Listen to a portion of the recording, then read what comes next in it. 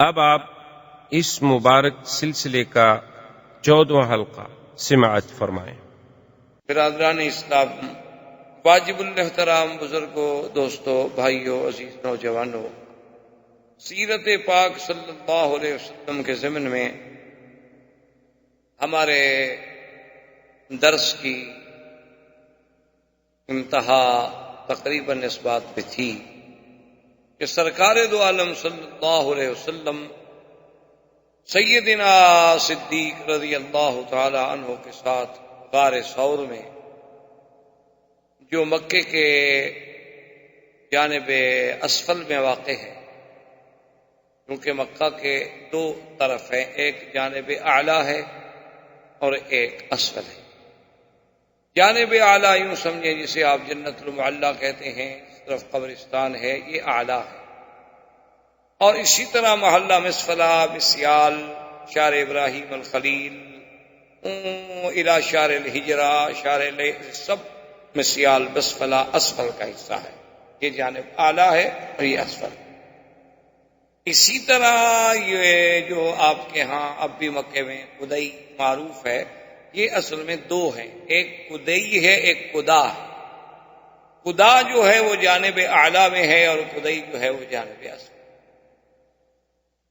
اور ذرا انسان تھوڑا سا تدبر سے، تفکر سے غور کرے تو اللہ نے حضور سرکار دو عالم صلی اللہ علیہ وسلم کو کوئی ایسی شان عطا فرمائی تھی، ایسی عظمت عطا فرمائی تھی کہ ہر لحاظ سے، یعنی جہاں جہاں سے حضور صلی اللہ علیہ وسلم گزرے ہیں، اللہ نے اس جگہ کو بھی آباد ضرور فرمایا، ورنہ کوئی تصور بھی نہیں تھا کہ کبھی یہ راستے بھی آباد ہوں گے۔ آج وہاں دیکھیں مخطط ہیں، دارالحجرہ ہے، حی الحجرہ ہے، آبادیاں ہیں، اور جس راستے سے حضور صلی اللہ علیہ وسلم نے سفر فرمایا تھا، طریق الحجرہ، اور اس راستے پر آبادیاں، تو جہاں سے بھی حضور صلی اللہ علیہ وسلم، اسی لیے علماء نے کہا ہے کہ حضور ظاہری طور پر یا معنوی طور پر جہاں سے بھی گزرے ہیں وہاں اللہ نے ضرور اپنی رحمتیں دی۔ اسی لیے کسی شاعر نے حضور کی سیرت میں ایک بڑی عجیب بات کی ہے، ایک بڑا اچھوتا انداز ہے، خیال ہے،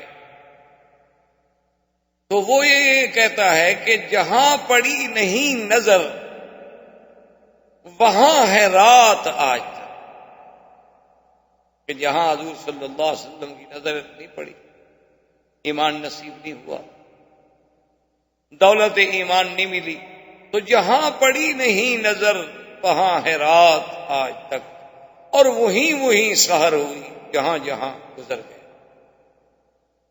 اسی جگہ پہ اللہ نے روشنی کر دی، ظاہری بھی اور باطنی۔ یعنی اللہ نے ایسے تو نہیں فرمایا نا کہ ہم نے آپ کو اس وقت بھیجا ہے کہ جب قوم ضلال مبین، جب قوم ظلمات میں تھی، شرک و کفر کے اندھیروں میں غلطاں و پیچاں تھی، تو اس وقت ہم نے اپنے نبی کو بھیجا ہے کہ انہیں اس سے نکالے۔ اب حضور صلی اللہ علیہ وسلم یعنی جس راستے سے بھی گزر گئے ہیں، اللہ نے اس راستے کو بھی آباد، اور جس راستے سے حضور نے اعراض فرما دیا ہے، اللہ نے اس راستے کو کبھی آباد ہی نہیں۔ یہ اللہ کی شان ہے، اللہ کا نظام۔ ورنہ دیکھیں دنیا میں اور بھی تو پہاڑ ہیں بھائی، اسی مکے میں دیکھ لو کو پہاڑوں کی کمی ہے، تو مکہ ہے ہی پہاڑوں کا شہر۔ لیکن جس پہاڑ سے حضور کو نسبت ہوئی کہ غار حرا میں عبادت فرمائی، جبریل آیا، وحی آئی، آج تک وہ غار حرا تاریخ کا حصہ بنا۔ غار ثور میں حضور صلی اللہ علیہ وسلم نے ہجرت کی راتوں میں 3 راتیں قیام فرمایا، تو غار ثور تاریخ کا حصہ بن گئی قیامت تک، جب تک یہ دنیا قائم ہے غار ثور اور غار حرا کا نام قائم۔ اور دیکھیں کہ یہ تخطیط کون کر رہا تھا۔ آج تو آپ کے پاس بڑے بڑے انجینئر ہیں، بڑے بڑے وسائل ہیں، آپ کے پاس بڑی بڑی دوربین ہیں، آپ کوئی نقشہ بناتے ہیں، کوئی لائننگ کرتے ہیں تو بڑے آسانی کے ساتھ آپ اس کے ذریعے سے بڑی سیدھی لائن لے جاتے ہیں. لیکن ذرا آپ غور کریں کہ 1400 سال پہلے یہ کون سے وسائل تھے، کون سے ذرائع تھے، کون سے اسباب تھے کہ اگر عبادت کے لیے بیٹھتے ہیں مدنی پاک تو غار حرا میں، اور ہجرت کے لیے بیٹھتے ہیں تو غار ثور میں، اور آج بھی ان غاروں پہ کھڑے ہو جائیں اور راستے میں یہ مکان رکاوٹ نہ ہو تو سیدھا کعبہ نظر آتا ہے. یعنی اس غار سے نکل کے آپ کھڑے ہوں تو آپ کعبہ شریف نظر آئے. یہ تخطیط آخر کس نے، کیسے ہو گیا؟ اتفاق ہے. جیسے بعض کے ہم نے دہری منکرین خدا کہتے ہیں دنیا حادثہ ہے جی، ایک حادثہ ہوا اور اتفاق سے بن گئی، ایک اور حادثہ ہوگا بڑھ جائے گی. عجیب حادثہ ہے کہ بھی قالین کا اپنی جگہ بچھ گیا، کرسی اپنی جگہ چلی گئی، ٹیبل اپنی جگہ لگ گئے. یہ عجیب حادثہ ہے. ایسے حادثے تو پھر روز ہونے چاہیے کہ آدمی کو کام کرنے سے جان چھوٹ جائے، ہر چیز خود بخود اپنی جگہ خود بخود ٹھیک ہو جائے. یہ کیسا حادثہ ہے کہ آسمان اوپر چلا گیا، زمین نیچے چلی گئی؟ الٹ نہیں ہوا کہ آسمان نیچے آ جاتا اور زمین اوپر چلی جاتی.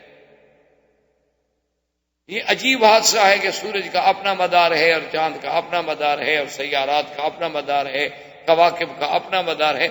اصل میں یہ بات نہیں ہے، یہ جہل ہے. جب آدمی تھوڑا سا پردہ دل سے ہٹا لے تو سمجھ آتی ہے کہ اس خالق کائنات نے اپنے حبیب لبیب سیدنا محمد رسول اللہ صلی اللہ علیہ وسلم کے لیے سب کچھ جو ہے وہ تقدیر میں پہلے سے تخطیط کر دی تھی کہ میرے نبی نے یوں چلنا ہے، یوں بیٹھنا ہے، یوں اٹھنا ہے، اور یہ واقعات پیش آئے. اسی لیے تو اس راہب نے جب دیکھا تھا نا تو ابی طالب سے کہا تھا کہ ان کو ساتھ نہ لے جاؤ. میں نے کہا کیوں؟ کہا ادارہ فقتلو، اگر ان کو روم والوں نے دیکھ لیا تو نہیں چھوڑیں گے، قتل کر دیں گے. اس نے کہا ولی ماذا، اس نے کہا تمہاری آنکھوں پہ ابو طالب پٹی پڑی ہوئی ہے، مکے سے سفر کر کے یہاں تک ساتھ آ رہے ہو اور تمہیں کچھ بھی نظر نہیں آیا.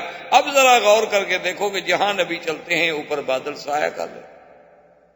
جس درخت کے نیچے آگے بیٹھتے ہیں لوگ سائے میں بیٹھے ہیں، حضور دھوپ میں بیٹھتے ہیں تو درخت اپنا سایہ ادھر ڈال دیتا ہے. سائے والے دھوپ میں بیٹھے ہیں اور محمد مدنی صلی اللہ علیہ وسلم طرف سایہ چلا جا رہا. دیکھا یہ تم نہیں دیکھ رہے، میں نے تو ایک نظر میں دیکھ لیا، اور تم مکے سے ساتھ چل کے آ رہے ہو اور کہتے ہو کہ میں چچا ہوں، لیکن تم نے ان خصائص پہ غور نہیں کیا. وجہ کیا تھی؟ وجہ یہی ہے کہ اگر آدمی سرسری طور پر گزر جائے اللہ کے قرآن سے، احادیث رسول سے، تاریخ اسلام سے، کہ ایک حدیث بھی ایسے پڑھ لی جیسے ڈائجسٹ پڑھا جاتا ہے. اچھا جی نیند نہیں آ رہی، چلو کوئی اسلامی کتاب اٹھا لو یار جلدی نیند آ جائے گی.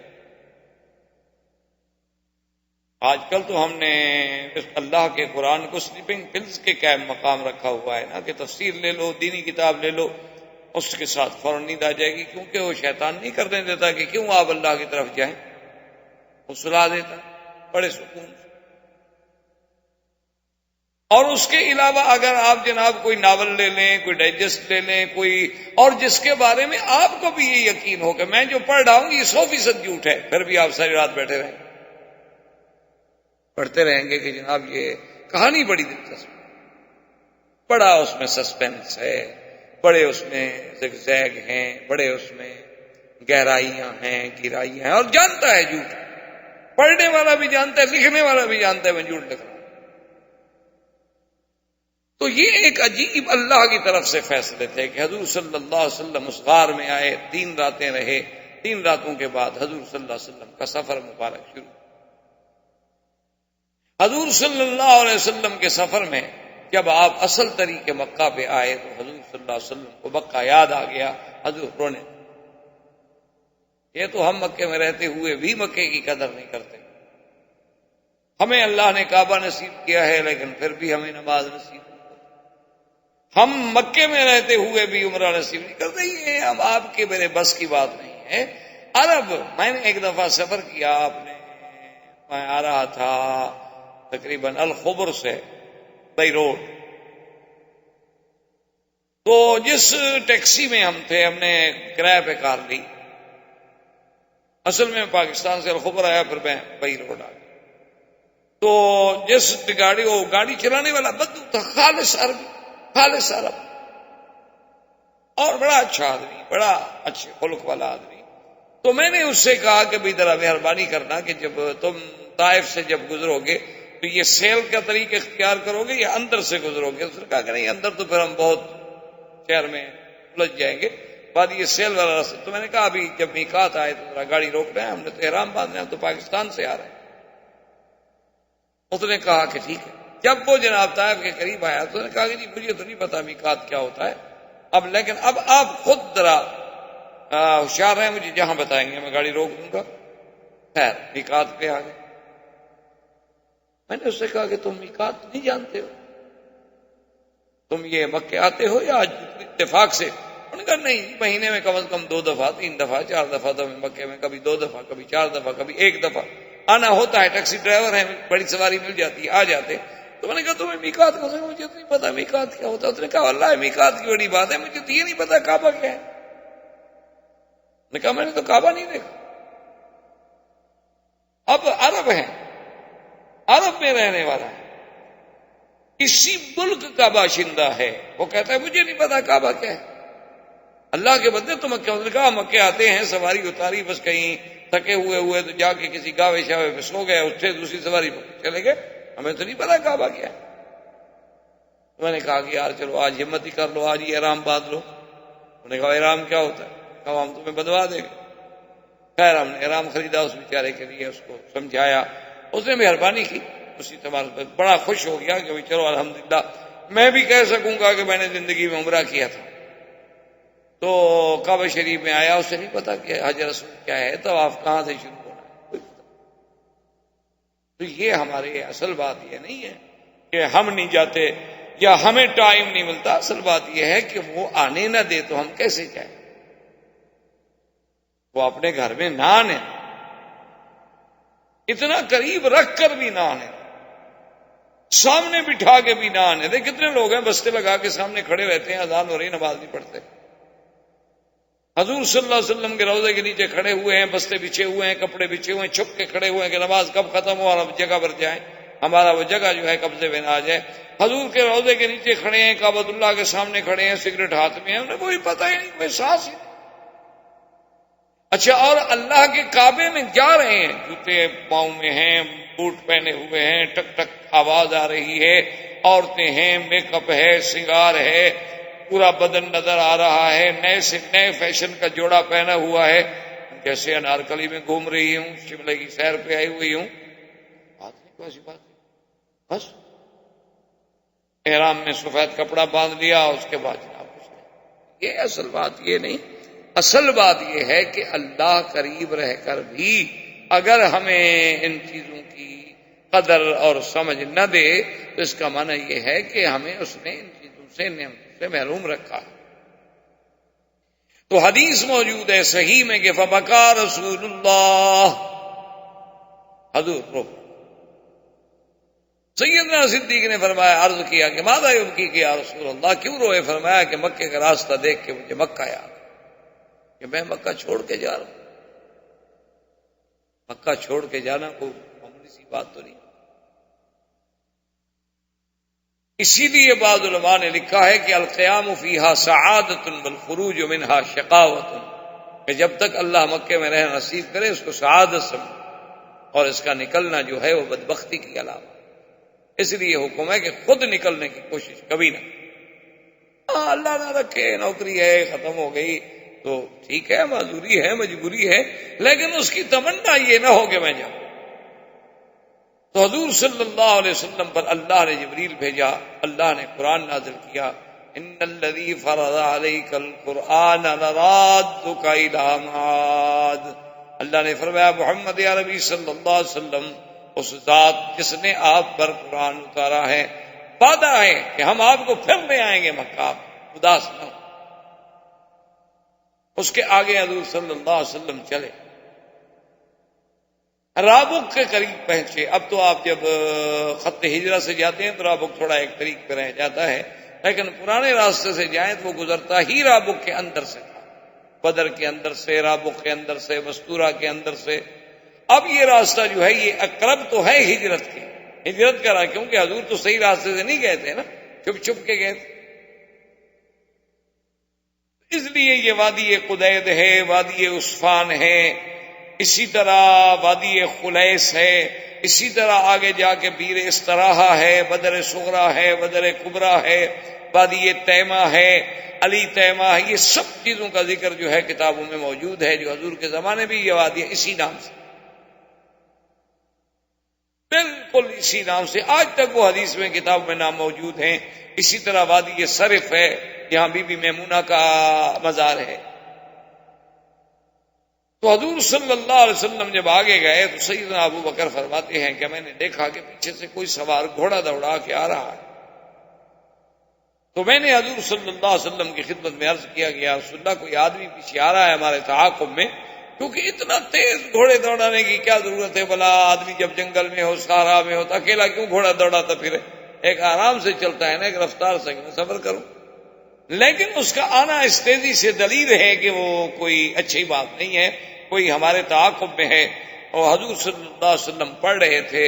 اس کے بعد حضرت صدیق فرماتے ہیں میں نے پھر عرض کیا تو حضور نے ایک ہی جواب دیا کہ ما ظنک باثنین اللہ ثالثہما. ابو بکر تمہیں کیا غم ہے؟ جن دو کے ساتھ تیسرا خدا ہو ہمیں کیا ڈر؟ اللہ جو ہمارے ساتھ ہے. اب حضرت ابو بکر رضی اللہ تعالیٰ عنہ فرماتے ہیں کہ وہ سوار اتنے قریب آ گیا کہ اگر وہ اپنا نیزہ پھینکتا نا تو ہمیں مار سکتا تھا. تو میں نے پھر عرض کیا، میں نے کہا کہ یا رسول اللہ وہ تو بالکل ہمارے سر پہ آ گیا ہے، ہمارا مخالف دشمن. آپ نے فرمایا ابو بکر کیوں غم کرتے ہو؟ ما ظنک باثنین اللہ ثالث.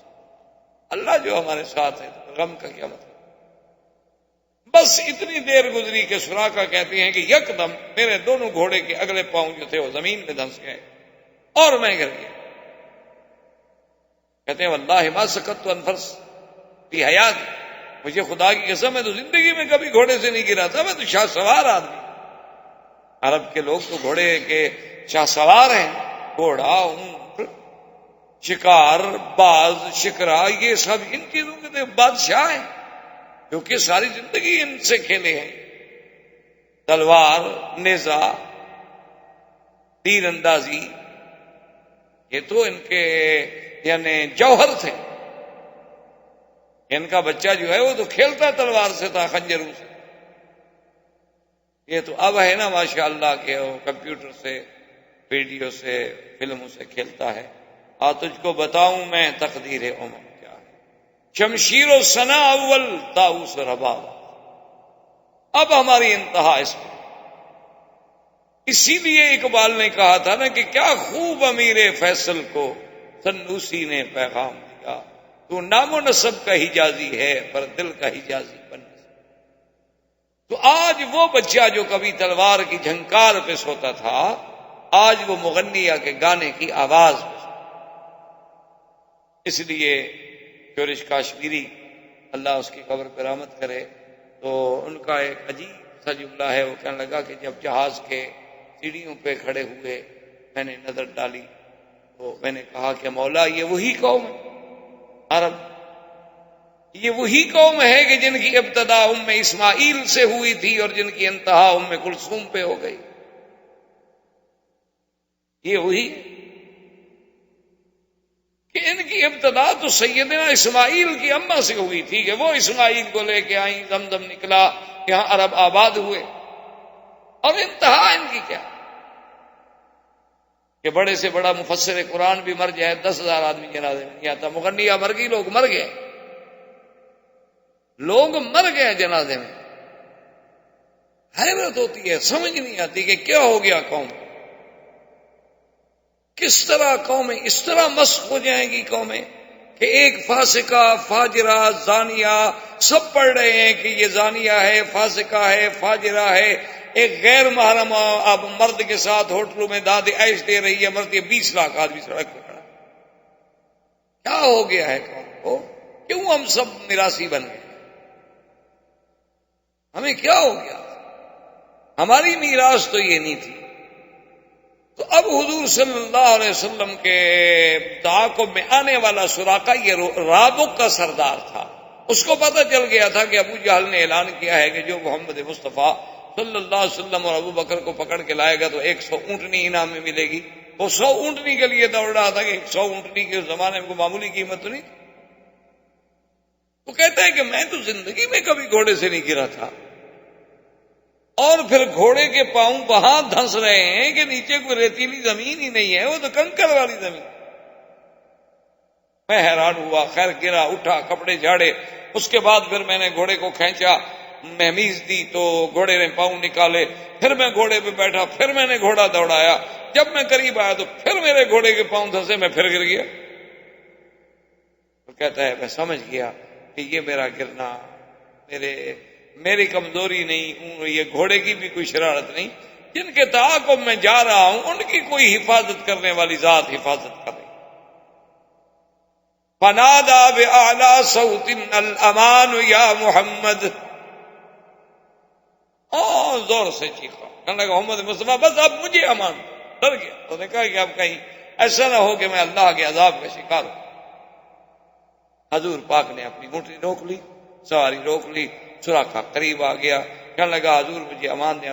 امان ہے، کوئی بات، ہم نے تمہیں کچھ نہیں کہا. اور حضور صلی اللہ علیہ وسلم نے فرمایا کہ تمہارا نام کیا ہے؟ اس نے کہا سراقہ. کیوں آئے تھے؟ آپ کو تعاقب کے لیے، آپ کو پکڑنے کے لیے. تو انہوں نے فرمایا اب کیا ارادہ ہے؟ اس نے کہا حضور بس اب میں نے فیصلہ کر لیا ہے کہ آپ کی ذات کو کبھی نقصان نہیں پہنچاؤں گا، اور میرا یہ بھی وعدہ ہے کہ آپ جائیں مدینے تک آرام سے سفر کریں، اس راستے سے میں آپ کے کسی دشمن کو بھی اب آپ کے پیچھے نہیں آنے دوں گا. اب دیکھیں کہ وہ ذات پاک جو خود اپنے دشمنوں سے تنگ آ کے مکہ چھوڑ کے ہجرت کر رہی ہے، دشمن جس کی تلاش میں ہے، ڈھونڈ رہا ہے، تلاش کر رہا ہے. حضور نے فرمایا اب سراقہ ایک بات میں تمہیں بتاؤں. اس نے کہا حضور بتائیں. آپ نے فرمایا کہ وہ دن کیسا لگے گا جب کسرا بادشاہ کے ہاتھ کے کنگن تمہارے ہاتھ میں ہوں گے. سراقہ کہتے ہیں میں نہیں سمجھ رہا. میں نے کہا عجیب بات کہ ایک آدمی خود پناہ لینے کے لیے ایک شہر چھوڑ کے دوسرے شہر میں جا رہا ہو، اور مجھے خبر یہ دے رہے ہیں کہ سپر پاور ختم ہو جائے گی کسرا کی، اور ان کے بادشاہ کے کنگن آئیں گے، اور پھر وہ میرے جیسے ایک بدو، ایک عرابی، ایک رابق میں رہنے والے آدمی کے ہاتھ میں ہوں گے. کہاں کسرا؟ ہم نے تو کبھی مکے پر حکومت کرنے کا خواب نہیں دیکھا تھا کہ جائے کہ کسرا بادشاہ کے کنگن ہمارے ہاتھ میں آئیں گے. میں نے کہا ٹھیک ہے آپ جو فرما رہے ہیں، لیکن یا رسول اللہ مجھے ایک بات کریں کہ امان لکھ دیں. آج آخر میں نے آپ سے امان مانگی ہے، آپ نے کہا کہ امان ہے، تو مجھے لکھ دیں کہ اگر کبھی کوئی وقت آئے تو آپ کی جماعت مجھے امان دے. آپ نے فرمایا ابو بکر فقط لکھ دو. حضرت ابو بکر نے کاغذ پہ لکھ دیا کہ اللہ کے رسول نے اس کو امان دی ہے، اگر کبھی مسلمانوں کے قبضے میں آ جائے تو مسلمان بھی اس کو امان. خدا کی شان دیکھیں کہ جب مکہ فتح ہو گیا، سرکار دو عالم حنین میں تشریف فرما ہے، طائف فتح ہو گیا، تو یہ سراقہ قیدی بن کے حضور کے سامنے لایا گیا. اور آتے ہوئے اس نے کہا کہ یا رسول اللہ فیصلہ کرنے سے پہلے 1 منٹ ٹھہر جائیں. جیب سے ہاتھ نکالا اور کاغذ آگے رکھا کہ حضور آپ مجھے امان دے چکے. آپ نے فرمایا الیوم یوم بر و وفا یا سراقہ، آج وفا کا دن ہے، آج بھلائیوں کا دن ہے، جاؤ ہم نے تم کو امان دی ہے، بالکل ہم اپنی زبان پہ قائم. اس نے کہا یا رسول اللہ اب کہاں جاؤں؟ وہ جانے والے دن گزر گئے، اب تو میں اسلام لانے کے لیے حاضر ہوا، کلمہ پڑھا، مسلمان ہو گیا. اچھا اللہ کی شان دیکھیں کہ سرکار دو عالم، سرکار دو جہاں نے جو خبر دی تھی حضرت عمر کے زمانے میں کسرا فتح ہو گیا، اسلام کا پرچم لہرا گیا، سپر پاور ٹوٹ پھوٹ گئی، نہ کسرا رہا نہ کیسر رہا. لا کسرا بعدہ ولا کیسر بعدہ. حضور نے فرمایا ختم ہو جائے. اور بادشاہ بھاگ گیا، اس کے وہی کنگن جو تھے وہ مال غنیمت میں آئے اور حضرت عمر کے سامنے پیش. حضرت عمر نے جب دیکھا انہوں نے فرمایا اینہ سراقہ، سراقہ کہاں ہے بھائی، اس کو تلاش کرو. سراقہ آ گیا. حضرت نے فرمایا کہ سراقہ حل تذکر ما قال بک محمد صلی اللہ علیہ وسلم، سراقہ تمہیں یاد ہے کہ تمہیں ہمارے نبی نے کیا وعدہ کیا تھا رابق راستے میں؟ انہوں نے کہا یاد ہے امیر المومنین. انہوں نے فرمایا تھا کہ کسرا کے جو سواری کسرا اس کے ہاتھ کے کنگن جو ہوں گے وہ تمہارے ہاتھ میں ہوں گے. تو میں نے فرمایا کھڑے ہو جاؤ، میں اپنے ہاتھوں سے تمہیں پہناتا ہوں تاکہ میرے مدنی کی بات پوری ہو جائے، اور تم سارے صحابہ میں چل کے ان کو یہ دکھاؤ اور بتلاؤ کہ اللہ کے نبی نے کیا کہا. یعنی اندازہ فرمائیں صداقت رسول کا، اندازہ فرمائیں علم نبی کا، اندازہ فرمائیں اللہ کے وحی سے اللہ کے نبی کے تعلق کا، کہ خود مہاجر بن کے جا رہے ہیں اور خبر دیتے ہیں کہ کس طرح ختم ہو جائے گا. اب حضور صلی اللہ علیہ وسلم جب آگے بڑھے سفر کرتے ہوئے تو راستے میں ایک جگہ آپ کو پانی کی ضرورت ہوئی، پانی ختم ہو گیا، اور اونٹنیوں کے ساتھ جو دودھ تھا دودھ بھی نہیں رہا. رات دن کا سفر، متواتر سفر، اور کوئی خوراک نہیں، کوئی غذا نہیں. دور ایک خیمے میں نظر پڑی تو حضور نے فرمایا کہ ابو بکر اس خیمے میں جاتے ہیں، ان کے ساتھ جا کے ہم کچھ دیر گزارتے ہیں، اور شاید ہمیں کوئی دودھ مل جائے، کوئی پانی مل جائے، کوئی کھانے کی چیزیں مل جائیں. کیونکہ لوگ عرب لوگ تھے جیسے خانہ بدوش ہوتے ہیں نا جی، کہیں خیمے لگا لیے بیٹھ گئے، اور جہاں ہریالی دیکھی پھر مال کو لے کے وہاں چلے گئے، ادھر بارش ہو گئی تو مال اٹھایا ادھر چلے گئے. اب تو ان کی تو زندگی ایسی ہوتی تھی، خیموں میں ادھر جاتی. تو جب حضور وہاں گئے تو دیکھا کہ ایک بوڑھی عورت ہے، حدیثوں میں اس کا نام ہے معبد. حضور پاک نے سلام کیا، فرمایا میں اجازت ہے کہ آپ کے خیمے میں کچھ دیر آرام کریں؟ انہوں نے کہا اہلاً وسہلاً. عرب تھے اور سخاوت ضیافت تو ان کو گٹھی میں پڑی ہوئی تھی. عرب ہو اور سخی نہ ہو سمجھے پھر وہ عرب نہیں ہوگا. وہ کہ آپ کی ہماری نسل تبدیل ہوئی 10 سال 20 سال 50 سال 100 سال سے. عرب یقیناً کریم. یہ ناممکن ہے کہ عرب ہو اور بخیل ہو اور شہید ہو، اور وہ بیچارہ ہر وقت 99 کی مار میں ہو، گن رہا ہو کیا 99 ہو گیا تو 100 کا بھول. یہ عرب ایسی نہیں. انہوں نے تو کل کا کبھی نہیں سوچا کہ کل کیا ہوگا، ہوگا جو ہوگا نہیں ہوگا. پتہ ہے ضروری ہے کہ ہم زندہ رہیں گے، کل آج کیوں خرابی کے ساتھ بھوکے گزاریں. اس نے کہا اہلاً وسہلاً. بیٹھ گئے حضور صلی اللہ علیہ وسلم. حضور نے فرمایا کہ اماں جان، بوڑھی اماں، تمہارے گھر میں کوئی کھانے پینے کا؟ اس نے کہا واللہ یا رسول اللہ اگر کوئی چیز، اس کو پتہ نہیں ہے کہ حضور رسول اللہ. اس نے کہا کہ میں میرے مہمان ہیں، اگر میرے خیمے میں کچھ ہوتا تو آپ کو مانگنا پڑتا. یہ تو عیب ہے عرب.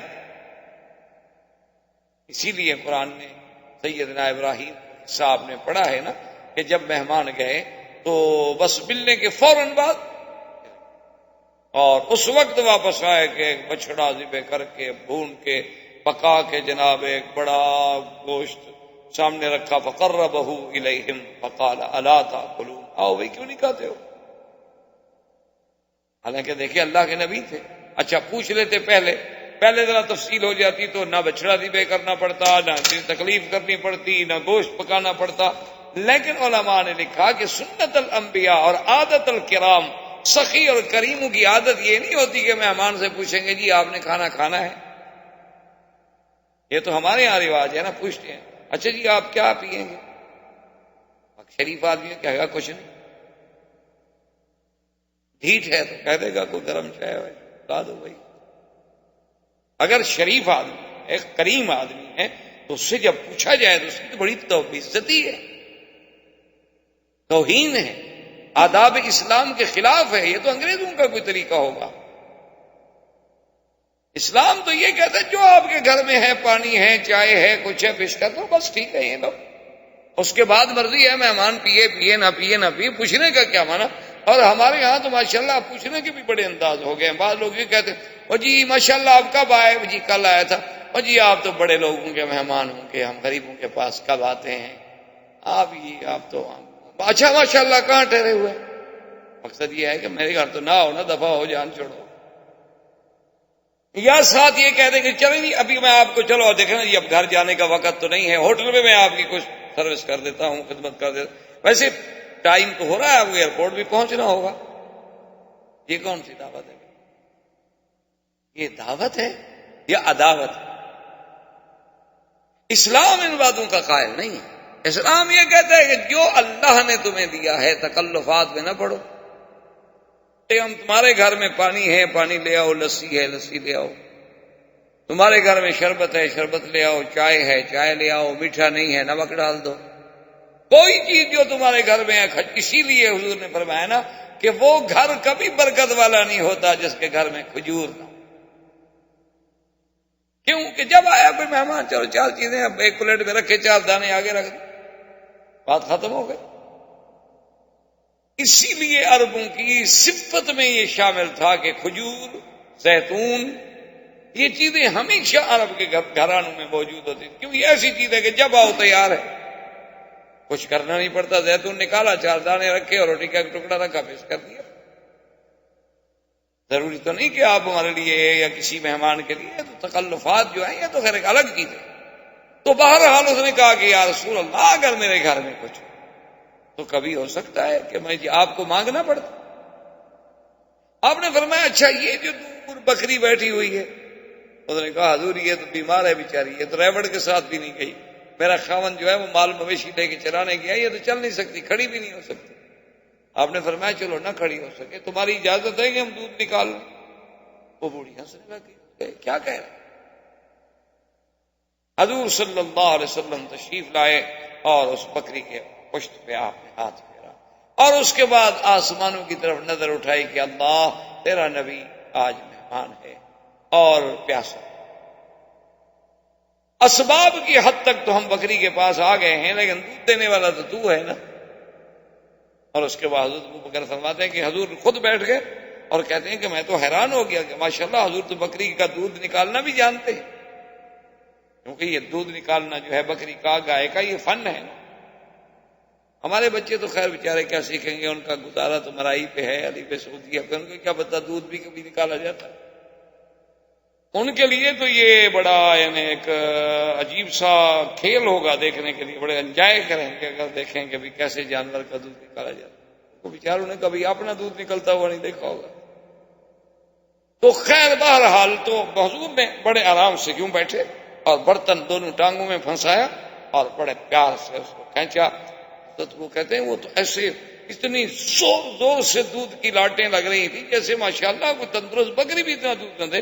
برتن بھر گیا تو میں اور لے آؤ، اور برتن بھر گیا تو میں اور لے آؤ، اور برتن، جتنے خیمے میں برتن تھے، جتنی ہمارے ساتھ سب بھر گئے۔ آپ وہ عورت دیکھ رہے کیا ہو؟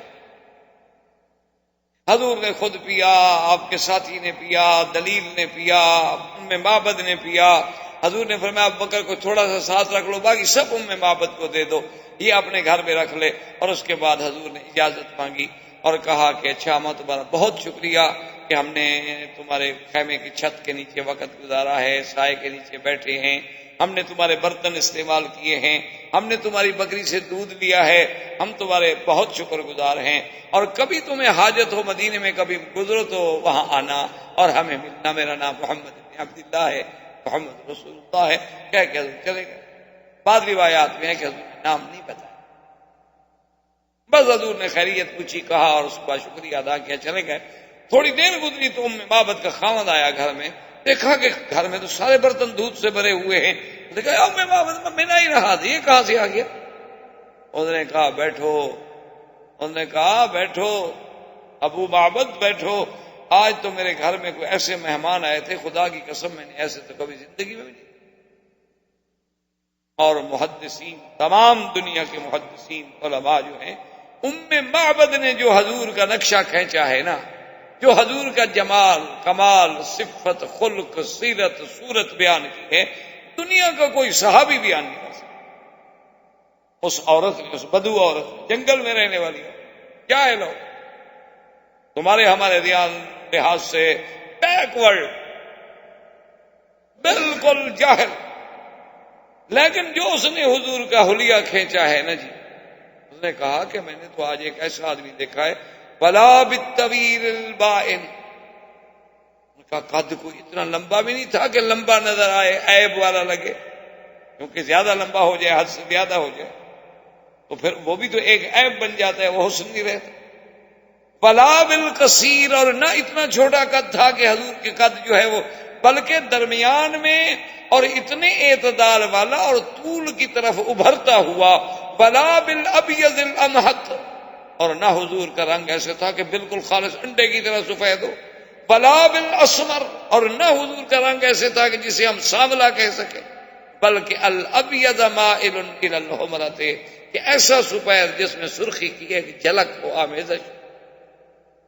انہوں نے کہا جب ایسا حلیہ بیان کیا اور نے کہا، اور اسی نے یہ بکری پہ ہاتھ رکھا، تو اس کے خاوند نے کہا کہ ام معبد، معلوم ہوتا ہے یہ وہی محمد عربی ہے جس کو مکے والے ڈھونڈ رہے، یہ تو وہی اللہ کا رسول تھا.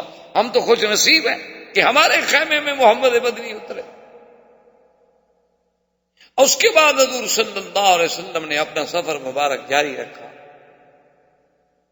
اور مدینے والوں کو یہ تو پتا تھا کہ آقا انعامدار آنے والے ہیں، لیکن یہ پتہ نہیں تھا کہ کب چلے ہیں مکے سے، کب آئیں گے. ٹیلی فون تو تھا نہیں کہ کوئی ٹیلی فون پہ بتا دیتا.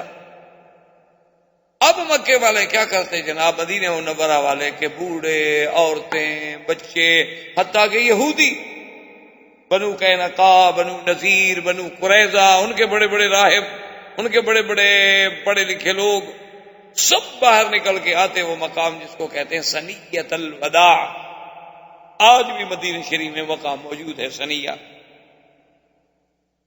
اسی لیے شاہ فہد نے، اللہ جزائے خیر دے، کہ انہوں نے جو حرم شریف میں مدینہ مسجد نبوی کے لیے ایئر کنڈیشن، جو نے سینٹرل ایئر کنڈیشننگ کا جو سب سے بڑا انہوں نے لگانا تھا، فیکٹری اس کا پلانٹ لگانا تھا، تو وہ حرم کے قریب ایک جگہ تھی جہاں لگا رہے تھے. تو خادم الحرمین نے کہا کہ نہیں بالکل اس جگہ مت لگائیں، کیونکہ ہو سکتا ہے کہ گاڑیوں کا دھواں اور کوئی پٹرول کی بو اور ڈیزل کی بوئیں کھینچیں اور وہ کسی دوسری ہوا کے ساتھ مل کے حضور کے حرم کے اندر مسجد نبی میں چلی جائے تو یہ ادب کے خلاف ہوگا. اس کو آپ دور لے جائیں اور اسی مقام پہ لے جائیں جہاں سے حضور آئے تھے، تاکہ وہیں سے ٹھنڈی ہوا آئے. اس عقیدت کو کبھی ہم نے بھی سوچا ہے جنہیں ہم وہابی کہتے ہیں. ہمارے نزدیک یہ وہابی لوگ ہیں نا، نبی کو مانتے ہی نہیں. نبی کو تو صرف ہم انڈو پاک والے مانتے ہیں، جن کا گزارا ہی ماشاءاللہ قوالیوں پہ ہے یا بجرے پہ. قال رسول اللہ جنہیں کبھی نصیب ہی نہیں ہوتا. ہم نے تو یہی دیکھا ہے، جب یا پتہ نہیں ہماری کو بدقسمتی ہوگی. میں تو ایک دفعہ گیا وہاں معین الدین اجمیری رحمۃ اللہ علیہ کی مزار پہ بھی فاتحہ پڑھ لوں، خواجہ نظام الدین اولیاء رحمۃ اللہ علیہ کی مزار پہ فاتحہ پڑھ لوں. اسی طرح اپنا اور بزرگوں کے مزارات پہ وہاں جانے کا اتفاق ہوا. ہم تو جب گئے وہاں یا قوالیاں ہیں یا ڈھول ہیں یا دھمال ہیں، یا ہماری بدقسمتی کہ اس دن کوئی خاص مصیبت ہو تاکہ ہم جلتے ہوئے جائیں. تو اب جناب یہ مدینے والے لوگ جو تھے تو یہ سارے نکل کے اسی ثنیۃ الوداع کے پہاڑ پہ آ کے چڑھ کے دور دور دیکھتے بیچارے، جب دھوپ شدید ہو جاتی لوٹ جاتے. جبھی آج تو نہ آئے. اور دیکھیں خدا کی قدرت ہے کہ جب حضور صلی اللہ علیہ وسلم تشریف لائے تو سب سے پہلی نظر جو ہے ایک یہودی دور سے اس نے کہا یا اہل المدینہ ھذا مطلوبکم، وہ جس کے لیے تم کھڑے ہو نا وہ آ رہا. تو مدینے والے جناب ایسے خوش ہوئے. اس لیے ایک صحیح حدیث مبارک میں ہے، صحابی فرماتا ہے کہ واللہ، کہتا ہے خدا کی قسم ہے، ما رأینا اضواء یوم، ہم نے اتنا روشن دن کبھی نہیں دیکھا. وہ دن جس دن محمد پاک مدینے میں تشریف لائے، ایسا روشن دن ہم نے نہیں دیکھا کہ معلوم یہ ہوتا تھا کہ آج 2 سورج اترے. ایسی روشنی، ایسا مدینے پہ چمک، ایسا مدینے کی فضا میں نور. اسی لیے عرب لڑکیاں بچیاں جو تھیں اور وہ حضور کے استقبال میں، حتیٰ کہ امام بخاری رحمۃ اللہ علیہ بھی نقل کیا ہے کہ کھڑی کہہ رہی ہیں طلع البدر علینا من ثنیۃ الوداع وجب الشکر علینا ما دعا للہ داعی، کہ طلع البدر علینا، آج 14ویں کا چاند آ گیا. یہ نا عرب کی بچیاں ہیں نا، یہ نہیں کہا طلع الہلال طلع القمر، کیونکہ وہ تو ناقص ہوتا ہے۔ چاند کب مکمل ہوتا ہے؟ جب 14ویں کی رات میں پورا ہو تو پھر بدر کہلاتا ہے۔ انہوں نے حضور کو بدر سے تشبیہ دی، قمر سے نہیں تشبیہ دی، ہلال سے نہیں تشبیہ دی، کہ جیسے بدر کامل ہے میرے مدنی کی نبوت بھی کامل ہے کہ آپ کے بعد نبی کوئی۔ حضور صلی اللہ علیہ وسلم تشریف لائے اور مقام قباء، جیسا آج بھی یہاں مسجد قباء ہے، یہ سب سے پہلا حضور کا قیام ہے جہاں حضور پاک نے قیام فرمایا۔ تو یہ مسجد قباء جہاں بنی ہوئی ہے، بالکل عین اسی جگہ بیٹھے، اور بیٹھنے کے بعد جو پہلا حکم دیا وہ یہی تھا کہ فوراً مسجد لَمَسْجِدٌ أُسِّسَ عَلَى التَّقْوَى مِنْ أَوَّلِ يَوْمٍ أَحَقُّ أَن تَقُومَ فِيهِ رِجَالٌ يُحِبُّونَ أَن يَتَطَهَّرُوا۔ اللہ نے فرمایا کہ میرا مدنی وہ مسجد جس کی بنیاد تقوی پہ رکھی گئی پہلے دن سے، تو اس مسجد کا حکم دینے والے کون ہیں؟ محمد صلی اللہ علیہ وسلم۔ اور مسجد جناب یہ تو کوئی لینٹر وغیرہ تو نہیں ڈالنے تھے، وہ تو سادی سی مسجد تھی نا جی، بس چھوٹی سی دیوار اور اس کے بعد چھڑیاں، کھجور کے ستون اور اوپر چھڑیاں ڈال کے، تو سب صحابہ لگے ہوئے ہیں اور 2 دن میں مسجد بن گئی۔ تو حضور صلی اللہ علیہ وسلم سوموار، منگل، بدھ، خمیس، 4 دن آپ نے قباء میں قیام فرمایا۔ اس کے بعد حضور پاک نے مدینے کے لیے روانگی اختیار کی۔ جس دن حضور روانہ ہوئے وہ جمعہ کا دن، اور حضور صلی اللہ علیہ وسلم ابھی مدینہ منورہ میں نہیں پہنچے تھے، راستے میں تھے، بنی عامر ابن عوف میں یا بنی سالم ابن عوف، ایک ہی بات۔ تو وہاں جمعہ کا وقت ہو گیا، تو سب سے پہلا جمعہ جو ہے، پہلا خطبہ جو حضور نے دیا ہے وہ اسی جگہ میں ہے، قباء اور مدینے کے درمیان، بنی سالم ابن عوف۔ اچھا، ویسے حضور کے آنے سے پہلے بھی جمعہ شروع ہو گیا تھا، حضور صلی اللہ علیہ وسلم کے آنے سے پہلے، بلکہ اسلام آنے سے پہلے بھی اسد ابن زرارہ کے ہاں لوگ جمع ہوتے تھے۔ اور جمعہ کا نام جو ہے وہ لؤی ابن کعب حضور کے دادا گزرے، ان نے زمانہ جاہلیت میں رکھا تھا، ورنہ اس کا نام یوم العروبہ تھا، اس کا نام یوم الجمعہ نہیں تھا، کہ جمعہ کا نام انہوں نے رکھا۔ اور پہلا جمعہ مدینے میں پڑھا ہے تو اسد ابن زرارہ نے، اور پھر سرکار دو عالم، سرکار دو جہاں، رحمت للعالمین صلی اللہ علیہ وسلم نے ہجرت کے بعد پہلا جمعہ جو پڑھا ہے بنی سالم ابن عوف میں، اور جمعہ پڑھانے کے بعد حضور پھر روانہ ہوئے۔ اب جب روانہ ہوئے تو اب تو جناب مدینے کے تو لوگ ماشاءاللہ اس طرح جان نثار تھے نا جی، کہ سڑکوں پہ کھڑے ہیں اور جناب حضور کی اونٹنی کو چمٹ رہے ہیں، یا رسول اللہ انزل بنا انزل بنا انزل بنا، حضور ہمارے پاس ہو، خدا کے لیے ہمارے پاس نفدی انبارنا واولادنا وابنانا یا محمد صلی اللہ علیہ وسلم، حضور ہم اپنے بچے، جان، مال، اولاد سب آپ پہ قربان کر دیں گے، واللہ انزل بنا یا محمد، ہمارے پاس اترے ہیں۔ سب مدینے والے جناب، سب لوگ۔ اسی لیے امام مالک رحمت اللہ علیہ فرماتے ہیں کہ تمام دنیا کے شہروں میں سے سب سے افضل جو ہے وہ مدینہ، حتیٰ کہ وہ مکے سے بھی افضل سمجھ۔ تو امام مالک رحمت اللہ علیہ کی جہاں اور دلائل ہیں، وہاں ان کی سب سے بڑی دلیل یہ ہے، وہ کہتے ہیں کہ ساری دنیا کے شہر جو ہیں، حتیٰ کہ مکہ جو ہے وہ بھی تلوار سے فتح ہوا ہے، ایک شہر ہے دنیا کی تاریخ میں جو اسلام اور محبت سے فتح ہوا، صرف مدینہ، جہاں کوئی تلوار نہیں چلی، بلکہ حضور کے آنے سے پہلے اسلام آ چکا تھا۔ مصعب ابن عمیر پہنچ چکے تھے اور سینکڑوں لوگ اسلام لا چکے، 83 آدمی تو مدینے سے چل کے حضور کی بیعت کر چکے تھے، بیعت العقبہ۔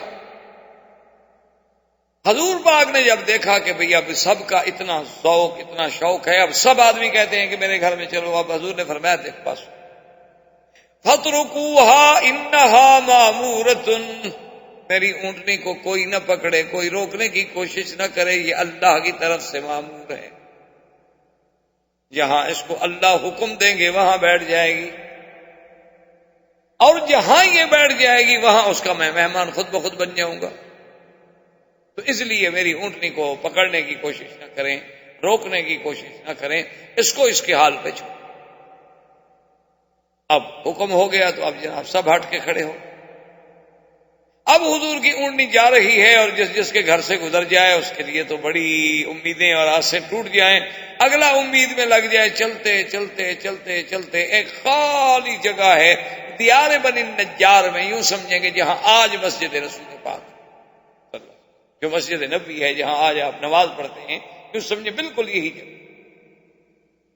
یہ اصل میں علاقہ تھا بنی نجار کا، حضور صلی اللہ علیہ وسلم کے اقوال تھے، اور یہ جگہ بالکل خالی پڑی تھی۔ یہیں آگے اونٹنی بیٹھ گئی اور ساتھ ہی حضرت ابو ایوب کا گھر تھا۔ جب اونٹنی یہاں بیٹھ گئی تو بعد نے اس کو اٹھانے کی کوشش، انہوں نے فرمایا دعوہا، چھوڑ دو، انہا مامورۃ، میری اونٹنی کی عادت نہیں ہے کہ ایسے بیٹھتی ہے، اللہ کا حکم ہے، بس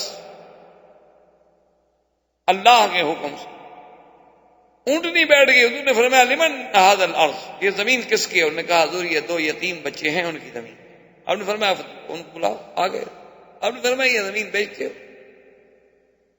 انہوں نے کہا ہی الگ ہے یا رسول اللہ۔ انہوں نے کہا کمال ہے، ہم یتیم ہیں، غریب ہیں، لیکن محمد مدنی آپ مدینے میں آئے ہیں، ہمارا سب کچھ آپ پہ قربان ہے، یہ سب آپ کا ہے، خریدنے کا کیا مطلب؟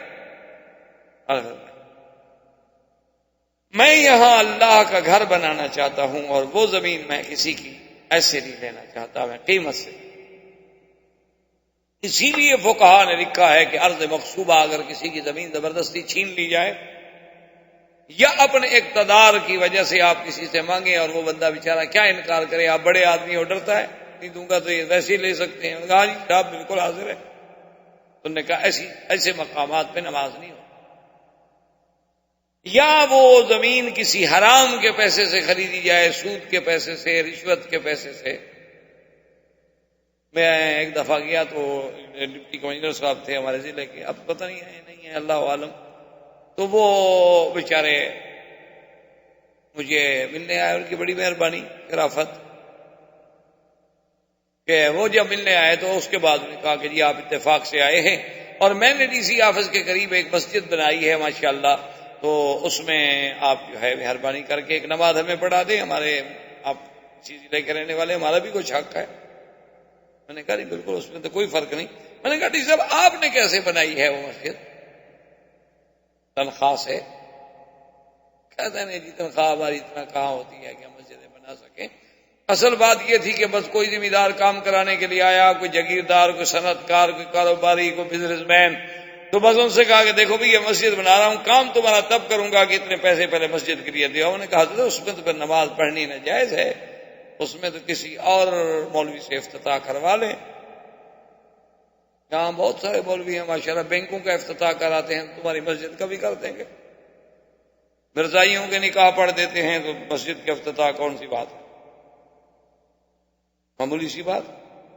ہر قسم کا مولوی مل جاتا ہے دنیا میں، سرکاری بھی ہوتے ہیں، درباری بھی ہوتے ہیں، علماء سو بھی ہوتے ہیں، علماء حق بھی ہوتے ہیں، اللہ والے بھی ہوتے ہیں۔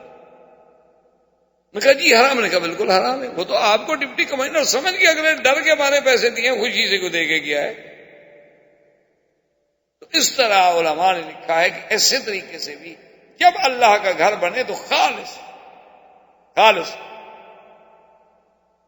بلکہ بعض علماء تو یہ کہتے ہیں کہ کوئی خطیب اپنی تقریر سے متاثر کر کے لوگوں سے چندہ وصول کر لے، وہ کہتے ہیں یہ بھی ڈاکے میں شامل ہے۔ ایک آدمی زبردستی ڈاکہ مارتا ہے، ایک آدمی تقریر کے ذریعے سحر کر رہا، حالانکہ وہ دینا نہیں چاہتا تھا لیکن اس کی جیب سے اس نے نکلوا دیا ہے۔ تو نے کہا اس نے طیب نفس سے تو نہیں دیا نا، شرمندگی سے دیا ہے۔ کبھی لوگ کیا کہیں گے اتنا بڑا آدمی بیٹھا ہوا یار اس نے کچھ بھی نہیں دیا، حالانکہ وہ چاہتا نہیں تھا دینا۔ انہوں نے کہا کہ علماء کا یہ کام ہے کہ اپنے مساجد مدارس کی کیفیت جو ہے وہ رکھ دیں لوگوں کے سامنے کہ بھئی مسجد کے یہ ضروریات ہیں، مدرسے کی یہ ضروریات ہیں، اللہ جس کو توفیق دے دیتے ہیں۔ لیکن آج کل مشکل تو یہ ہے نا جی، آگے لوگ بھی تو ایسے ہیں نا ماشاءاللہ، کرے کیا؟ انہوں نے کہیں سینما بنانی ہو، کلب بنانا ہو، دیکھیں جناب ماشاءاللہ سال کی تنخواہ لگا دیں گے، مسجد کے لیے کہو تو 1 مہینے کی دینے کے لیے تیار نہیں۔ پھر ان کو مولوی بھی الحمدللہ ایسے ہی ٹکرتے ہیں، اللہ کی رحمت۔ آخر انہوں نے بھی رسول تو کرنا ہے. تو اب جناب جب حضور صلی اللہ علیہ وسلم نے وہ زمین اب حکم دیا فوراً مسجد بناؤ اور اپنا فرمایا ابو ایوب ہم مہمان تمہارے کیونکہ گھر تمہارا قریب یہ تمہارا نصیب ہے کہ اونٹنی یہاں بیٹھ گئی. حضرت ابی ایوب انصاری کا گھر جو تھا حدیث میں آتا ہے طابقین 2 منزلہ تھا یعنی 2 کمرے نیچے 1-2 کمرے اوپر تھے. تو اس نے کہا کہ یا رسول اللہ آپ تو اوپر رہیں گے ہم نیچے رہیں گے. آپ نے فرمایا کہ نہیں یہ نہیں ہوگا ہم رہیں گے نیچے تم رہو اوپر کیونکہ ہمیں تو لوگ ملنے کے لیے آئیں گے اور جب آئیں تو اوپر چڑھیں اور اتریں اور اوپر چڑھیں اور اتریں تمہارے لیے بھی مشکل ملنے والوں کے لیے بھی مشکل ہمارے لیے بھی مشکل لہذا ہم جو ہے وہ تو نیچے رہیں گے تم اوپر رہو. ٹھیک. حضرت ابی ایوب نے اپنے بیوی سے کہا کہ بات سنو اگر ہم اوپر ہیں اور حضور نیچے ہیں ایک تو یہ ادب کے خلاف ہے کہ ہم حضور سے اعلیٰ ہوں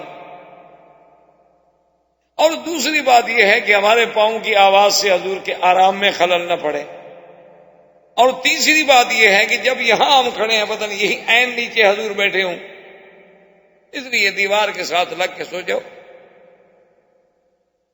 دیوار کے ساتھ لگ کے سو گئے.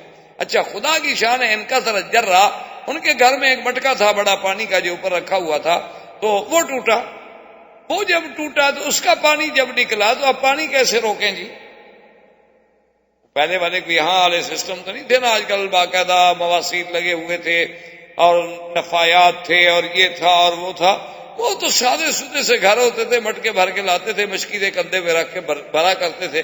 ان کے پاس ایک ہی لحاف تھی جو سردی میں وہ ڈالا کرتے تھے تو جلدی سے ابی ایوب نے وہ لحاف اٹھا کے اسی پانی پہ ڈال دی.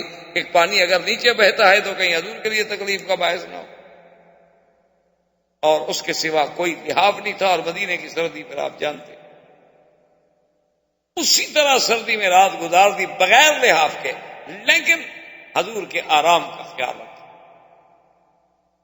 صبح جب ہوئی تو حدیث میں آتا ہے ایک روایت میں ہے کہ ابو ایوب نے کہا اور ایک میں ہے کہ حضور نے فرمایا کہ ابو ایوب معلوم ہوتا ہے کہ تم رات کو سو نہیں سکے.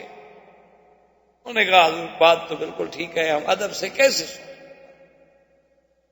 آپ مہربانی فرمائیں آپ اوپر منتقل ہو جائیں اور ہمیں جو ہے مہربانی فرما کے نیچے رہنے دیں. وہ آنے جانے والی تکلیف تو برداشت ہو سکتی ہے لیکن ہم یہ کیسے برداشت کریں کہ ہم یکون اعلیٰ اعلیٰ رسول اللہ ہم آپ سے اوپر رہیں.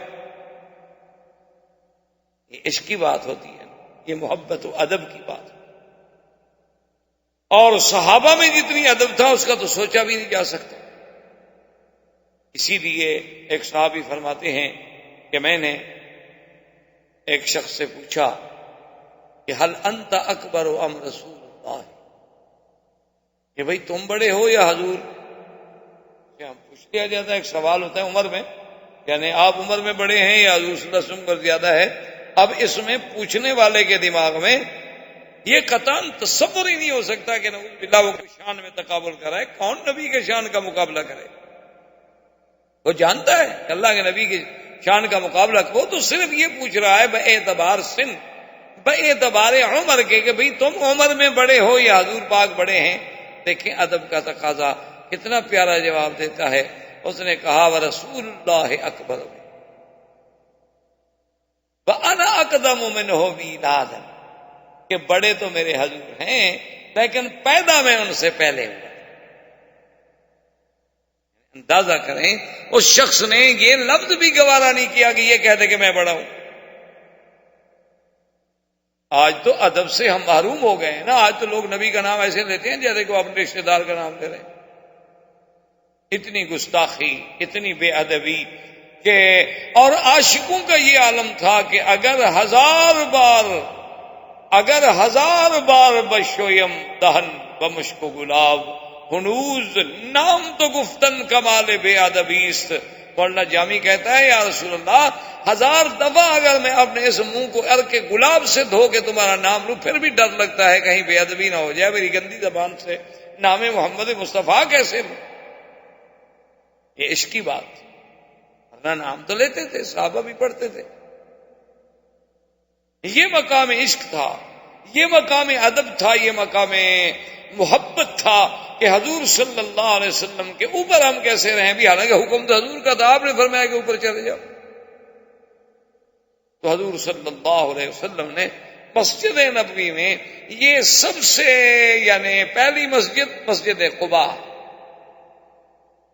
اور اس کے بعد جو مسجد ہے وہ مسجد نبی ہے، مسجد رسول اللہ صلی اللہ علیہ وسلم۔ اور وہ مسجد بھی کیا تھی؟ کچی دیوار اور کچی اینٹیں، حتیٰ کہ ایک حدیث میں آتا ہے کہ سب صحابہ جب اٹھا رہے تھے تو ایک ایک لبنہ، اما عمار فانہ یحمل لبنتین، کہ حضرت عمار جو تھے وہ دو دو اینٹیں اٹھا۔ جب حضور نے دیکھا نا ان کی اینٹیں تو آپ نے فرمایا عمار، آپ نے دعا دی کہ بارک اللہ لکا، اور اس کے بعد کہا عمار لیکن بات یہ ہے عمار تقتلہ فئۃ الباغی، تمہیں ایک باغی جماعت قتل، یعنی ایک طرف اتنی بڑی خبر ہے، ایک طرف دعا بھی، اور علماء نے کہا اسی میں یہ بھی دعا تھی نا، حضور اس کی شہادت کی خبر دے رہے ہیں، اور شہادت کا مرتبہ وہ کتنا عظیم مرتبہ۔ اور دوسرا حضور یہ بھی بتلا رہے تھے کہ تم علامت و حق کو باطل کی، کہ تمہارے قتل کرنے والے باغی ہوں گے اور تمہاری اعانت کرنے والے حق پہ ہوں گے، کہ تم جیسے آج اللہ کے گھر بنانے میں اتنے ذوق شوق سے لگے ہوئے ہو نا، اسی طرح اللہ تمہیں علامت بنا دیں گے، الفارق بین الحق والباطل۔ تو حضور صلی اللہ علیہ وسلم کی مسجد، اور اس کے ستون کیا تھے؟ کھجور، چھت کیا تھی؟ کھجور کی چھڑیاں، اور منبر کیا تھا؟ ایک جذع نخل، کھجور کا ایک تنا، ایک کھجور کا تنا جو ہے وہ منبر بنا دیا گیا، اور حضور اسی کے ساتھ مل کر اپنی پشت مبارک لگا کے خطبہ پڑھتے تھے۔ یہ منبر تھا، بیٹھنے کی تو جگہ نہیں، بس کھڑے، بیٹھنے کے لیے تو کوئی جگہ نہیں۔ حتیٰ کہ وہ حدیث مبارک میں صحیح واقعہ ہے کہ ایک عورت آئی، اس نے کہا کہ یا رسول اللہ انا عندی نجارن، میرے پاس میرا خادم جو ہے وہ درخان کا کام کرتا ہے، اگر اجازت دو تو آپ کے لیے ہم منبر بنا دیں، کیونکہ آپ کھڑے کھڑے خطبہ پڑھتے ہیں، کچھ تو استراحت ہو، اس کے بعد چلو آدمی بیٹھ سکے۔ تو آپ نے اجازت دے دی، تو سب سے پہلے منبر حضور کے لیے بنایا گیا، تو اس عورت نے بنایا، وہ لکڑی کا تھا، اور اس کے 3 درجات۔ ویسے خیر الحمدللہ یہ سنت تو ابھی تک ہمارے ہاں باقی ہے، ہر مسجد میں انڈو پاک میں ممبر بنائے جاتے ہیں، اور ماشاءاللہ آسا بھی رکھتے ہیں، اور بعض مسجدوں میں دیکھو تو آسا بڑا ہے مولوی چھوٹا، عمل ہے نا جی، اور آسا اتنا رنگین اتنا خوبصورت کہ مولوی صاحب صرف آسا ہی دیکھتا رہے، خطبہ ہی اس کو بھول جائے۔ میں نے تو ایسے آسے دیکھے ہیں مساجد میں جہاں میں گیا ہوں، ماشاءاللہ ان سنتوں کا بڑا خیال ہے لوگوں، لیکن حضور کے دندان شہید کرنے والی سنت وہ یار دعا، اس کے لیے دعا۔ بھئی حضور نے جہاد بھی فرمایا تھا، پیٹ پہ 2 پتھر بھی باندھے تھے، آپ نے فاقہ بھی برداشت کیا تھا، آپ نے ہجرت بھی کی تھی، غاروں میں بھی چھپے تھے، وہ سننا بس یہ دعا، اس کے لیے دعا۔ صرف حضور صلی اللہ علیہ وسلم کی سنت مبارک آسا تھا، پگڑی تھی، حلوہ مبارک پسند تھا، گوشت کی چوڑیاں پسند تھی، یہ ماشاءاللہ سب کو حدیث ازبر یاد ہے، بما سند بما متن بما روات بما احوال اسماء الرجال۔ یہ تو قیامت آئے گی تو مولویوں کا فیصلہ بھی ہو جائے گا، پیروں کا بھی ہو جائے گا، آئے گا وقت، ایک دن انصاف کا تو آنا ہے نا، یہ تو نہیں ہونا نا کہ اسی طرح دنیا چلتی رہے۔ اسی لیے تو خدا کہتے ہیں افنجعل المسلمین کالمجرمین، کیا ہم مسلمان اور مجرم دونوں کو برابر کر دیں گے؟ ام نجعل الذین آمنوا وعملوا الصالحات کالمفسدین فی الارض، اللہ نے فرمایا ایمان لانے والے، اعمال صالحہ کرنے والے، فساد مچانے والے، کیا ہم ان دونوں کو برابر کر دیں گے قیامت میں؟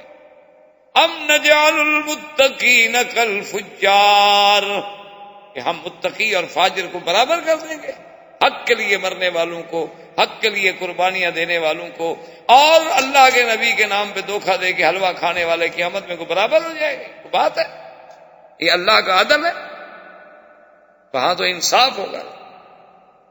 حضور صلی اللہ علیہ وآلہ آلہ وسلم نے قبول فرما لیا۔ صحابی کہتے ہیں کہ حضور جب آئے خطبہ دینے کے لیے تو اس درخت کے قریب نہ گئے، اس نئے ممبر پہ بیٹھے۔ اس کے بعد کہتے ہیں کہ ہم نے کیا دیکھا کہ فَسَمِعْنَا صَوْتَ الْبُكَاءِ كَحَنِينِ النَّاقَةِ، ایسے جیسے اونٹنی اپنے بچے کے لیے چیختی ہے نا، آوازیں آتی ہیں، ایسے اندر رونے کی اس درخت سے، خشک درخت کے تنے سے آواز آ رہی ہے۔ فَنَزَلَ رَسُولُ اللَّهِ صلی اللہ علیہ وسلم ممبر، حضور ممبر سے اترے، فَضَمَّهَا، آپ نے اس کو سینے سے لگا لیا۔ صحابہ کہتے ہیں ہم نے دیکھا کہ جیسے بچے کو چپ کراؤ نا، ماں باپ بچے کہتے ہیں چپ کرو چپ کرو، تو بچہ روتا روتا آہستہ آہستہ چپ کرتا ہے، تو وہ درخت بھی اسی طرح آہستہ آہستہ آہستہ آہستہ چپ کرتا گیا، حتیٰ سکنا، حتیٰ کہ سکون آ گیا۔ اندازہ کریں کہ اس لکڑی میں بھی پھرا کے رسول اللہ کا یہ اثر ہے۔ ہمیں بھی کبھی رونا آیا ہے حضور کے فراق پر؟ ہماری آنکھوں سے بھی کبھی آنسو نکلے؟ ہمیں بھی کبھی مدینے سے جدا ہونے کا دکھ ہوا ہے؟ ہمیں بھی کبھی حضور صلی اللہ علیہ وسلم کی سیرت کا کوئی پہلو یاد آیا ہو، کوئی سنت کا پہلو یاد آیا ہو، اور اس پہ ہم نے بھی آنسو بہائے ہوں کہ ہائے کاش ہمیں یہ سعادت نہ مل سکی؟ تو حضور صلی اللہ علیہ وسلم کے لیے تو پتھر تھے، جمادات تھے، نباتات تھے، ہر بات میں یعنی اللہ نے جب تمییز پیدا کی اور جب اس میں شعور و ادراک پیدا کیا تو اس کو بھی حضور صلی اللہ علیہ وسلم کی قدر و منزلت کا پتہ چلا۔ تو حضور صلی اللہ علیہ وسلم ہجرت کے بعد مدینہ منورہ میں پہنچے، اور مدینہ منورہ میں مسجد کے قیام کے بعد پھر حضور نے احکامات جاری فرمانے شروع فرمائے۔ وما علینا الا البلاغ وآخر دعوانا ان الحمدللہ رب العالمین، والسلام علیکم ورحمۃ اللہ وبرکاتہ۔ برادران اسلام، واجب الاحترام بزرگوں، بھائیوں، ساتھیوں، ہم نے اپنے سلسلہ درس میں جیسے آپ کو معلوم ہے کہ سیرت نبی عربی صلی اللہ علیہ وسلم کا سلسلہ شروع کیا ہے۔ الحمدللہ اللہ کی توفیق سے اور اس کے رحم و کرم سے، عنایت سے، ہم نے سیرت مبارک کے ابتدا سے لے کر تقریباً حضور صلی اللہ علیہ وسلم کا ہجرت کا فرمانا، سرزمین مکہ مکرمہ سے ہجرت اور مدینہ منورہ کے ورود تک کا بیان تقریباً اختصار سے ہم کر چکے۔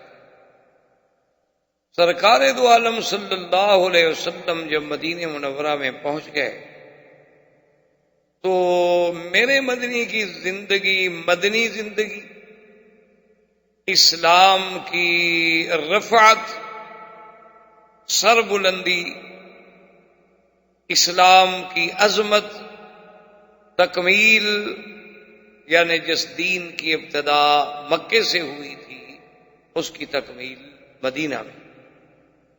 مکی زندگی میں جو حضور کا پاک صلی اللہ علیہ وسلم کے 13 سال گزرے ہیں،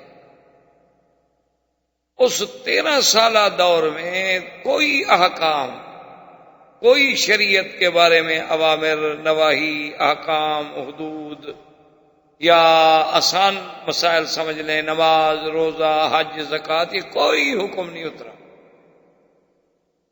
13 سالہ زندگی جو ہے وہ صرف دعوت کی اور اثبات دعوت کی، جو مسائل مہمہ تھے، اللہ کی توحید، نبوت و رسالت اور اثبات قیامت، بس ان 3 مسائل پر میرے آقا نے 13 سال اپنی زندگی کے صرف فرمائے۔ کیونکہ یہ قاعدہ ہوتا ہے کہ جب کوئی دائی کسی دعوت کو لے کر آتا ہے تو سب سے پہلے تو وہ قوم کے سامنے اپنا دعویٰ رکھتا ہے نا کہ میرا مدعا کیا ہے، میں کیا کہتا ہوں، میں کیا چاہتا ہوں۔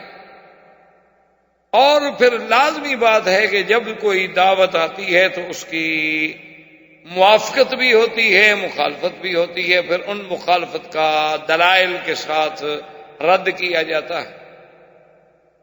تو بعین ہی اسی طرح اللہ نے اپنے نبی پاک پہ جب قرآن نازل کیا، حکم دیا جی آپ ان کو انذار فرمائیں، ڈرائیں، لیکن ہر چیز برداشت، صبر کے ساتھ۔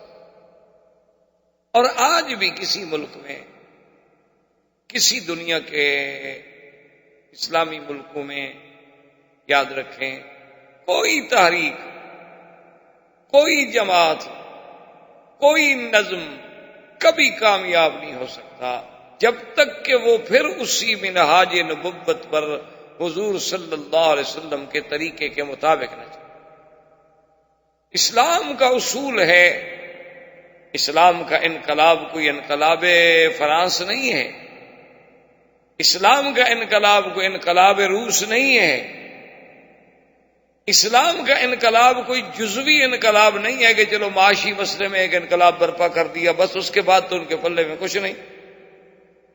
اسلام تو ایک ایسا جامع، کامل، معنی، مکمل مذہب ہے کہ وہ تمام سراپا چیزوں پہ انقلاب لاتا ہے، کہ عقیدے میں انقلاب، عمل میں انقلاب، شکل میں انقلاب، اقتصادیات میں انقلاب، نظم حکومت میں انقلاب، یعنی پورے نظام، پورے ڈھانچے کو بدل دیتا ہے۔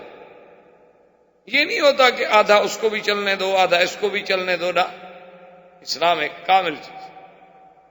تو آج بھی اگر دنیا میں کہیں کوئی فکری، کوئی تحریک، کوئی جماعت کامیابی سے ہمکنار تب ہو سکتی ہے کہ وہ حضور کی سیرت کو اپنائے، حضور صلی اللہ علیہ وسلم کی طرح اپنی دعوت کو لے کے اٹھے، اور دعوت کے راستے میں جتنی تکلیفیں آئیں اس پہ صبر کرے، اور اس صبر کے بعد جب وہ دعوت پھیلتی ہے تو اس سے پھر خود بخود ایک جماعت وجود میں آتی ہے۔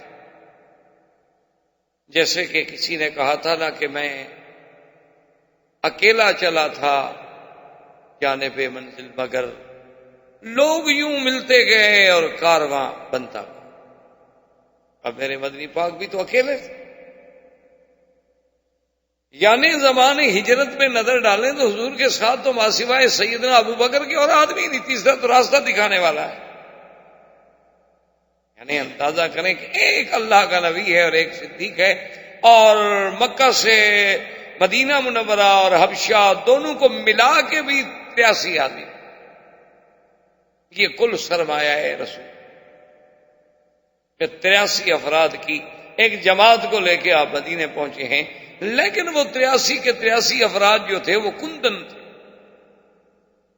وہ 83 کے 83 افراد جو تھے وہ ظلم کی کٹھالیوں سے گزر چکے تھے، اب خالص سونا تھے، اب ان میں کوئی کھوٹ ووٹ نہیں تھا۔ تو اب اصل میں جو مکی زندگی ہے وہ ہے زندگی اسلام کی، جس سے اسلام کو تابانی ملی، اسلام کو عزت ملی، اسلام کو عظمت ملی، اسلام کو غلبہ ملا۔ اسی لیے امام مالک رحمۃ اللہ علیہ جمہور ائمہ کے خلاف ہیں، وہ کہتے ہیں کہ ساری دنیا میں مدینہ منورہ جو ہے سب سے افضل۔ حالانکہ جمہور کا مسلک یہ ہے، جمہور سے مراد ہوتا ہے کہ جس طرف صحابہ زیادہ ہوں، مثلا 2 صحابی ایک طرف ہیں، 10 صحابہ ایک طرف ہیں، صاف بات ہے کہ جمہور سے مراد 10 صحابہ ہیں۔ 4 ائمہ میں سے 3 امام ایک طرف ہوں اور ایک طرف ہو تو بات یہ ہوتی ہے کہ جمہور ایک طرف، اور پھر ان کی بات میں وزن ہوتا ہے۔ تو اب جمہور کا مسلک تو یہ ہے، امام ابو حنیفہ رحمۃ اللہ علیہ، امام شافعی، امام مالک رحمۃ اللہ علیہ، امام احمد بن حنبل رحمۃ اللہ علیہ، اجمعین کے مکہ افضل ہے، لیکن امام مالک رحمۃ اللہ علیہ فرماتے ہیں کہ نہیں، مدینہ افضل۔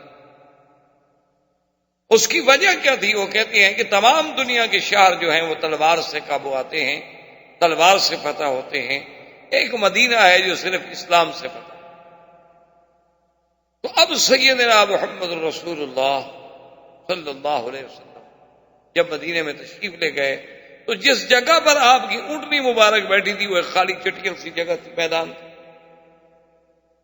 آپ نے فرمایا لمن ھذا الارض، یہ زمین کس کی ہے؟ انہوں نے کہا حضور یہاں 2 یتیم بچے ہیں، ان کا باپ مر گیا ہے، ان کی یہ زمین ہے۔ آپ نے فرمایا ان کو بلائیں، تو آپ نے کہا کہ ہم یہاں مسجد بنانا چاہتے ہیں، تو یہ زمین جو ہے ہمیں بیچ دو۔ تم نے کہا کہ یا رسول اللہ، ایک تو آپ مانگنے والا نبی ہو اور مانگتا بھی اللہ کے لیے ہو، تو ہم نے اس سے اور کیا قیمت لینی ہے کہ خدا کا گھر یہاں بن جائے؟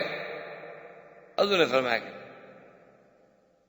پھر مجھے کوئی دوسری جگہ دیکھنی ہوگی، میں اللہ کا گھر تو بناؤں گا لیکن خالصتاً خرید کر، انہوں نے کہا جی ٹھیک، جیسے آپ راضی ہیں، آپ پیسے دینا چاہتے ہیں پیسے دے دیں۔ تو سب سے پہلا کام یہ ہوا کہ حضور پاک نے وہاں مسجد کی بنیاد رکھی۔ یہ سب سے پہلی مسجد تھی۔ اس طرح تو مسجد قباء تھی، لیکن باعتبار مسجد نبی صلی اللہ علیہ وسلم کے یہ پہلی مسجد تھی جس کی بنیاد سرکار دو جہاں رحمت للعالمین نے رکھی۔ اور اس زمانے میں مسجد کا تصور یہ نہیں تھا کہ جہاں جا کے آپ صرف نماز پڑھ لیں، بلکہ مسجد کا تو ایک بہت بڑا حساس یعنی کردار تھا کہ وہی مسجد ہوتی تھی اور وہی مدرسہ ہوتا تھا اور وہی یوں سمجھ لیں کہ پارلیمنٹ ہاؤس تھا، وہی پریزیڈنٹ ہاؤس تھا، وہی جناب جی ایچ کیو تھا، سب کچھ مسجد تھی۔ اسی لیے آپ نے دیکھا نہیں تھا کہ ابھی ایک ملک کے کسی لیڈر نے یہ کہہ دیا تھا نا کہ مسجد پہ ذرا غور کرو کہ اس کے مینار، اس کا قبہ، یہ تو ہمارے لیے ہیلمٹ ہے، اور مینار جو ہیں دیکھیں یہ ہمارے اسلام کے سب سے بڑے عظیم میزائل ہیں جو کفر کی قوتوں کو دیکھنے سے پاش پاش کر دیتے ہیں، چلانے کی بھی ضرورت نہیں پڑتی۔ تو اس پہ اس کو سزا ملی ہے کہ تم نے پھر مسلمانوں کے ذہن میں ایک سوئی ہوئی چیز کو بیدار کرنے کی کوشش کرو، پھر جگا رہے ہو۔ اب تو مسجد جو ہے نا جی بس ایک ہے کہ چلو عبادت کی جگہ ہے، ہم وہاں جا کے نماز پڑھائیں گے۔ اچھا بعض لوگ تو مسجد کو یہ بھی سمجھتے ہیں نماز بھی ہو جائے گی، اس کے بعد بیٹھ کے گپ شپ بھی لگا لیں گے اور جگہ ذرا اچھی نہیں ملتی، ورنہ مسجد کا تو ایک بہت بڑا مقام ہے۔ صحیح حدیث مبارک ہے، حضور پاک صلی اللہ علیہ وسلم نے فرمایا کہ زمین والے لوگ جس طرح یوں دیکھتے ہیں آسمان کے کواکب کی طرح، اسی طرح اللہ کے فرشتے جو آسمانوں پہ ہیں ان کو مسجد ایسے نظر آتی ہے جیسے تارے زمین پہ چمک رہے ہیں، ان کو بھی مسجدیں نظر آتی ہیں۔ یہ تو منارہ نور ہے، یہ تو منارہ اسلام ہے، یہ تو اساس اسلام ہے، اور یہ مراکز اسلام ہیں۔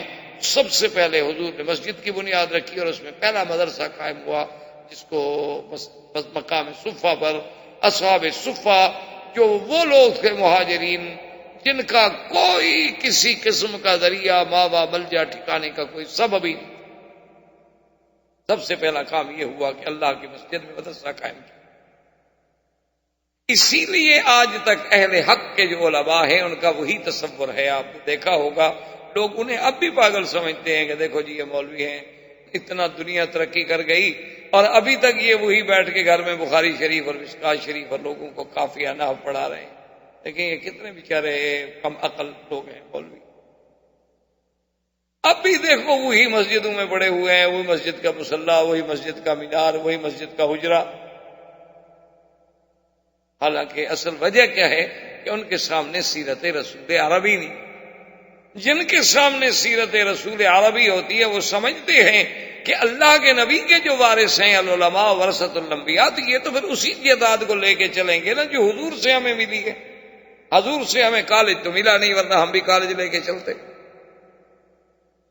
حضور سے ہمیں کوئی کانوینٹ سکول نہیں ملے، کوئی چیفز کالج نہیں ملے، کوئی اپنا جو ہمیں پرائمری سکول نہیں ملے، ہمیں تو یہ ملا یا مسجد ملی یا دین کا مدرسہ ملا۔ تو اللہ نے جہاں موقع دیا ہم نے مسجد بھی بنائی، مدرسہ بھی بنایا، تو وارث تو وہی چیز دے کے چلے گا نا جو اس کو مورث سے جائیداد بھی ملی ہے۔ کسی کو باغ ملا، کسی کو زمین ملی، کسی کو جائیداد ملی۔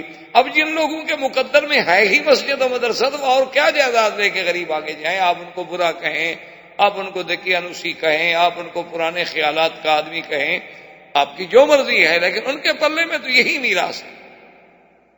اگر اسی طرح پرانے ہونے کا دماغ آ گیا تو پھر تو کل کوئی دہریہ یہ بھی کہہ سکتا ہے ان کا خدا بھی بہت پرانا ہو گیا، ہزاروں سال گزر گئے تو خدا بھی نہیں ڈھونڈے، اور ان کا نبی بھی بہت پرانا ہو گیا، 1400 سال گزر گئے، ابھی تک ایک لیڈر پہ کھڑے۔ وہ تو یہ بھی کہے گا بھئی ان کا کعبہ تو بہت ہی پرانا ہو گیا، وہ تو زمین پیدا ہوئی تو کعبہ آ گیا۔ تو پھر اگر آپ نے پرانی چیزیں ساری چھوڑنی ہے تو پھر آپ کی مرضی ہے، ورنہ ہم تو مجبور ہیں، ہمارے دامن میں میراث رسول کے علاوہ اور کچھ چیز ہم کریں تو کیا کریں، ہم مجبور ہیں، آپ ہمیں معذور سمجھیں۔ بجائے اعتراض کرنے کے. لیکن ہر آدمی کوئی لاڈمی کالے کا وارث ہے، اس کا قانون لے کے چل رہا ہے. اسی طرح کوئی شیکسپیئر کا وارث ہے تو اس کے پاس آپ کو شیکسپیئر کی نظمیں ہی ملیں گی نا. اسی طرح کوئی اسٹالن کا، کوئی لینن کا، کوئی کسی کا، کوئی ماؤ کا، کوئی چاؤ کا. تو ہمارے پلے میں تو محمد مدنی کی سیرت ہے. ہم کہاں جائیں؟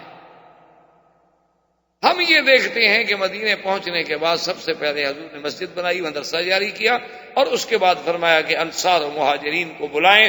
آخا بین المہاجرین والانصار، فرمایا کہ بھی آؤ، آج اللہ کا نبی تمہارے درمیان میں ایک فیصلہ ہے.